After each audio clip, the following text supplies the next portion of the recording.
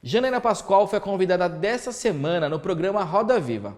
Durante a entrevista, a deputada estadual pelo PSL comentou o atual cenário político nacional, além de avaliar recentes episódios como o caso Queiroz, Marielle Franco e a derrubada do PT. Ela também colocou em xeque a permanência do presidente Jair Bolsonaro até o final do mandato. Segue com a gente aqui nesse vídeo para acompanhar os principais momentos da deputada no programa da TV Cultura.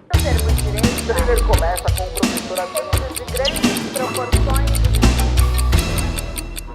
Como uma fala absolutamente inapropriada, né, descabida, como eu falei imediatamente, mas como uma fala passível, né, de se conviver com, numa verdadeira democracia. Eu não acho que a fala, não concordo com a fala, entendo que a reação que houve imediata, né, de várias pessoas, de várias autoridades, ela foi muito positiva, porque é mesmo necessário deixar claro, né, que nenhum tipo de movimento autoritário será admitido no país, mas eu vejo uma fala tão ruim como a fala dos políticos esquerdistas que dizem que a Venezuela, por exemplo, não é uma ditadura sanguinária, como efetivamente é, até passa de ditadura, passa a ser um totalitarismo. Então, eu acho que a democracia é saber conviver, né, com esse tipo de pensamento absolutamente contrário ao nosso pensamento. Não vejo o ministro Moro como um advogado do presidente, como no passado recente nós tivemos advogados dos presidentes, né? Ele me parece muito mais um ministro de Estado. Pode eventualmente ultrapassar, pode se precipitar, mas eu não vejo esse precipitar como um desejo de ajudar o presidente, mas sim como um desejo de esclarecer as situações. Mas a senhora avalia que ele se precipitou ao fazer o pedido para o procurador Augusto Aras, para que o procurador avaliasse a menção ao nome do presidente no caso Marielle? Eu penso que talvez seria interessante pensar numa junta mista, né? Isso aí nem tem uma previsão legal. Mas o que está acontecendo? O presidente não está confiando no trabalho da polícia e do Ministério Público Estadual, que agora, inclusive, as promotoras foram afastadas.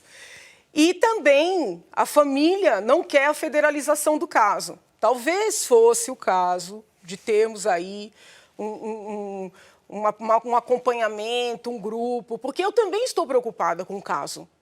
Por exemplo, onde está o porteiro? O porteiro está de férias. E como é que fica a segurança desse porteiro? Porque, vejam bem, existe uma situação posta.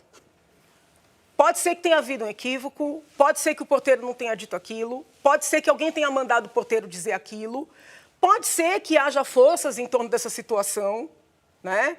Então, esse porteiro precisa ter proteção para que ele possa ser ouvido.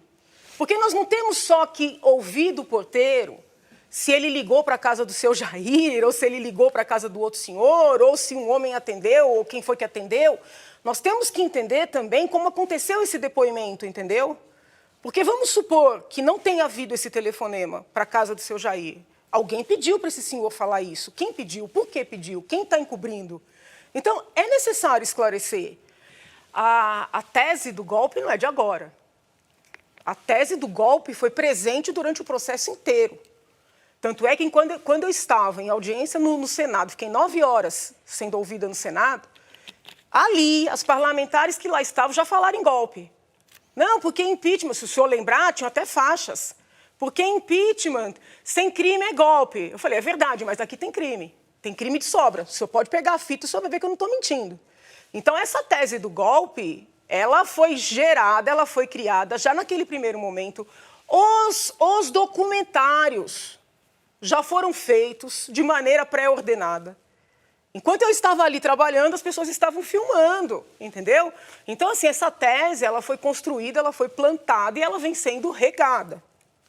Quando o ex-presidente Temer fala em golpe, eu acho que foi um ato falho da parte dele. Porque se nós pararmos para refletir, ele só perdeu. Né? As pessoas ficam achando que ele foi o artífice do impeachment. Comigo esse homem nunca falou. Nem durante, nem antes, nem depois. Quando ele sai da penumbra, do conforto da vice-presidência e vai para o fronte, todas as ilicitudes, vamos dizer assim, que pairam na história dele, vão para a luz.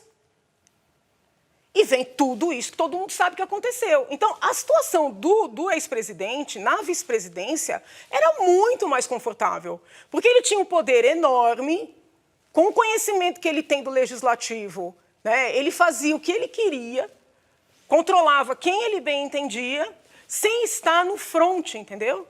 Sem estar visível.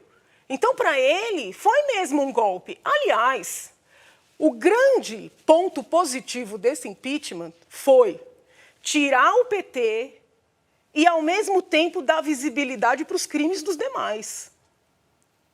Então, assim, narrativa dele só. Até que ponto, qual é o papel, qual a relevância que então juiz Sérgio Moro, atual ministro da Justiça, teve da deposição da presidente, na sua opinião? Olha, teve mais uma relevância emocional do que de fato, né? Porque se o senhor parar para pensar, a Operação Lava Jato ela também se desenvolveu bastante depois do processo, né? Quando eu fiz a apresentação na Câmara da ligação do Petrolão com as pedaladas, né, de certa forma aquilo também refletiu em algumas operações. Então, eu acho que foram processos que se alimentaram reciprocamente sem ter nenhum contato, entendeu? Foi o acompanhamento da história do momento. Eu digo mais pontualmente. A questão emocional foi a seguinte, eu era conselheira da OAB e o colega Roberto Delmanto, que inclusive está sempre aqui na bancada, acompanhou o então juiz Moro num evento, numa palestra. E aí ele chegou para mim e falou, poxa, Janaína, o cidadão está enfrentando o crime organizado, foi sozinho na palestra, sem segurança, sem nada, eu que levei. Ele estava impressionado. Aí eu fiquei pensando, eu falei, poxa, eu tenho tanto argumento contra esse povo, esse rapaz trabalhando sozinho. Eu tenho que ter coragem também, entendeu? Então, foi assim, meio como um estímulo de eu dizer o seguinte, tem brasileiros querendo fazer a diferença. Então, não posso ficar parada. Né? Então, assim, houve esse estímulo. Mas do senhor dizer assim, não, olha, mas o trabalho dele foi determinante para o impeachment, eu não. Mas aquele momento, só voltar ao tema do impeachment, porque eu acho que tem uma relação com a sua figura. Quando eu perguntei do ministro Sérgio Moro, não foi um aspecto simbólico, mas foi um aspecto processual, procedimentos da Lava Jato que podem ter interferido no impeachment. Por exemplo, a divulgação do áudio lá, o famoso áudio do Messias, né, que impediu que o presidente Lula fosse ministro naquele momento e pudesse reverter votos no Congresso. A senhora acha que não teve impacto na decisão final do Congresso pelo impeachment? Ah, entendi. Pode ter tido. Pode ter tido. E agora com esses vazamentos de áudios que indicam ali uma suposta parcialidade de procuradores, de juízes, isso não consegue... Não consigo ver parcialidade por parte do juiz. Não consigo ver, não tem ali nenhuma evidência dele ter tomado uma decisão por um caminho ou por outro para prejudicar ou para beneficiar. Não tem uma fala desse juiz que demonstre parcialidade. Não vejo nenhuma hipótese jurídica de querer anular qualquer sentença. Agora, as narrativas estão sendo construídas e nós estamos lidando com pessoas capazes, porque se a esquerda fosse incapaz, não teria ficado o tempo que ficou, não teria desviado o que desviou e não precisaria de alguém como eu a tomar uma providência. Por que o Ministério Público Federal não agiu contra o PT? A verdade é que não agiu. A senhora entende que se o Supremo agora tomar uma medida de declarar suspeito o ministro Sérgio Moro, então juiz, nesse procedimento do triplex, essa inflexão, ela, de alguma maneira, ela frustra a senhora em relação ao que a Lava Jato foi? O Supremo está sequestrado também por essa narrativa, na sua opinião? Eu acho assim. Quantas vezes levantou-se a suspeição do ministro Gilmar? Numa série de casos, a suspeição não foi reconhecida. Quantas vezes levantou-se a suspeição do ministro Toffoli? Também, em alguns casos, a suspeição não foi reconhecida.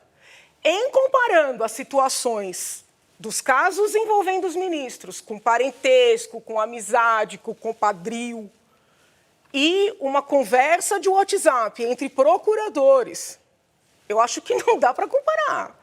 Se o juiz era suspeito, os ministros foram suspeitos para a série de habeas corpus que foram concedidos. Então, no mínimo, nós temos que seguir os mesmos critérios. Tiago. Os jantares de defensores com ministros, as amizades, as parcerias, assim, a parceria no sentido de proximidade, que não é negada. Inclusive, eles alegam que Brasília é pequena, que são todos juristas. Então, desculpa, se vale para um lado, vale para o outro. Deputada, a senhora estava falando que entrou no PSL para ajudar a tirar o PT do poder, que o Bolsonaro era o único capaz de fazer isso. Menciona o impeachment como parte de um processo de depuração do país, ou seja, de tirar do poder essas siglas corruptas. E agora a gente tem um presidente que, por conta do filho dele, de um pedido do filho dele ao STF, questionando dados do COAF, uma série de investigações de corrupção foram paralisadas por conta de um problema do filho do presidente. E a senhora falou, não podia fazer tudo o que eu fiz e depois o PT voltar. Como que a senhora se sente agora, tendo feito tudo o que fez e agora as investigações contra a corrupção estão paralisadas? Por isso que eu, com fulcro nesta decisão, pedi o impeachment do ministro Toffoli. Mas e a responsabilidade do presidente Bolsonaro e do filho dele? Ou seja, a gente tem no poder uma pessoa que aparentemente não está comprometida com a luta contra a corrupção, que é a bandeira da senhora. O que eu penso que é um equívoco que o presidente está cometendo. Porque o presidente, às vezes, parece, ele acha que ele foi eleito apenas pela pauta que ele chama dos costumes, ou a pauta conservadora. Mas isso não é verdade. A maioria das pessoas que deu apoio ao presidente, eu estou no meio delas, fez dessa forma em nome do processo de depuração.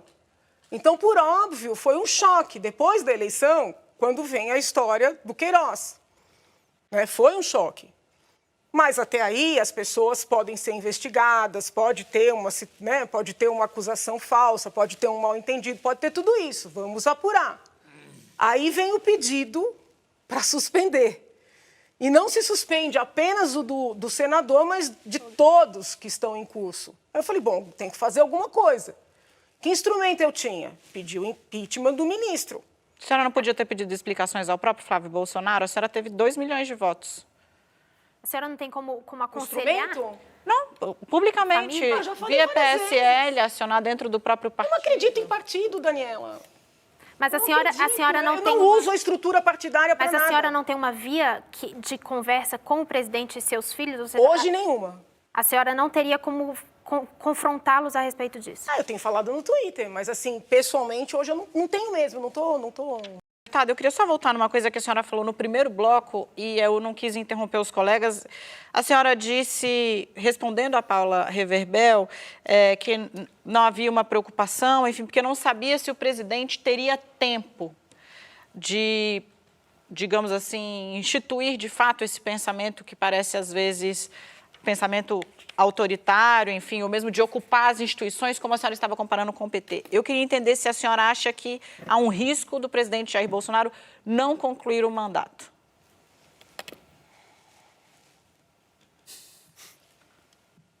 Eu acho que há. Por quê? Não pela prática de crimes. Eu não acredito que ele vá cometer crimes. Eu acredito no presidente. Mas ele ele se circulou de pessoas que eu acho que não o aconselham bem. Tem bons ministros, excelentes ministros, o governo está indo bem. Conseguimos a reforma da Previdência, que era um sonho até ontem, Será entregue a reforma administrativa.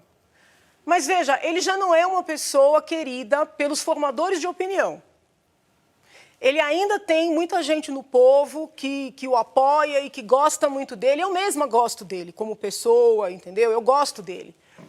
Mas as pessoas se cansam, sabe? As pessoas se cansam, porque tem situações em que ele cria conflitos onde flagrantemente não precisa. Então você une uma pessoa que cria esses conflitos. Na verdade, coitado, nem é só ele, é a família. Então, cria esses conflitos onde não precisa. Né? Vai gerando animosidades. Você tem os formadores de opinião que, na maioria, já não gostavam desde o princípio. Então, isso vai formando um caldo de cultura muito negativo, entendeu? Aí, assim, tem que ter muita sorte. Ele tem sorte, né? Sobreviveu a um atentado, foi eleito sem recurso.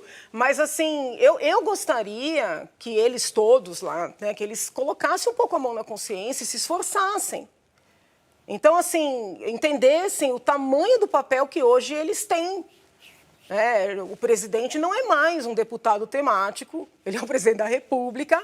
O filho ainda é deputado, tem direito aos seus pensamentos, à sua livre manifestação? Tem. Porém, ele tem que compreender que ele já não é mais ouvido apenas como um deputado, ele é ouvido como alguém que, de certa forma, representa o governo. Não representa de maneira institucional, mas é assim que as pessoas o ouvem. Então, ele tem que ter esse cuidado. É o preço de estar no poder. Entende? Então, assim, eu fico preocupada, porque eu vejo que, reeleição. Eu falei, gente, nós estamos no primeiro ano de mandato. E o tamanho das encrencas, né, assim, é uma quantidade de conflitos que é para final de governo, entendeu?